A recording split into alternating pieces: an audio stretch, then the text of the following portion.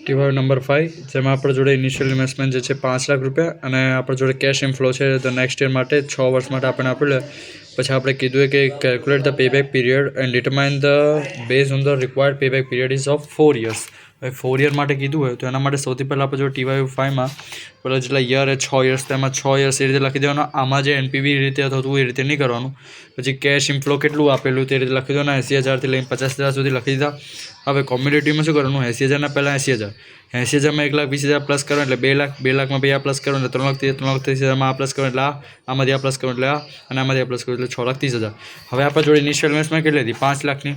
તો આમાં શોધવાનું કે 5 લાખની ઉપર ક્યારે જાય છે. તો અહીંયા 5,80,000 થઈ ગયું. તો 4,80,000 સુધી 5 લાખ હતા આપણા જોડે. તો 4,80,000 ને માઇનસ આપણા જોડે ઇનિશિયલ ઇન્વેસ્ટમેન્ટ કેટલી? 5 લાખ હતી. તો 5 લાખ માઇનસ 4,80,000 એટલે આવશે 20,000. તો 20,000 આવશે. તો 20,000 અપોન હવે આ 4,80,000 આપણે લીધા હતા માઇનસ કરવા માટે 4,80,000ની આમ નીચે આવવાનું એટલે આવશે 1 લાખ. તો 20,000 અપોન 1 લાખ અને પછી આવી રીતે આમ નીચે આપી પાવ ઉપર જવાનું જે છે 4 તો 0.2 અને 4 યર્સ હતા આપણા જોડે. તો 4 યર આપણે જે રીતે અહીંયા ઉપર ગયા ને તો 4 યર પ્લસ 0.2 એટલે 4.2 યર્સ.